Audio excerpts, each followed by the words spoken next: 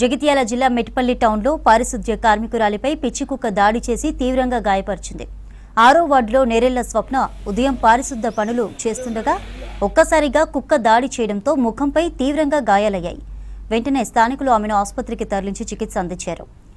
తమ వార్డులో గత కొన్ని రోజులుగా కుక్కలు మనుషులపై, బర్రెలపై దాడి చేస్తున్నాయని మున్సిపల్ అధికారులకు ఫిర్యాదు చేసినా పట్టించుకోవడం లేదని స్థానికులు ఆరోపిస్తున్నారు.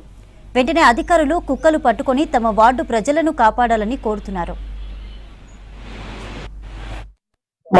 మా మున్సిపల్ పారిశుద్ధ్య కార్మికురాలు నేరెళ్ల స్వప్న ఆమె రోజు మెయిన్ రోడ్డు అండ్ గల్లీలో ఊడడం జరుగుతుంది.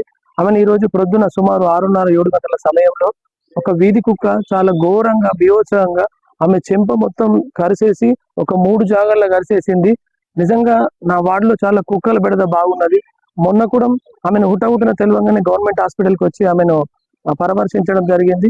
ఇక్కడ ఫేషియల్ డాక్టర్ గారు వచ్చిన తర్వాత ఫేషియల్ సర్జరీ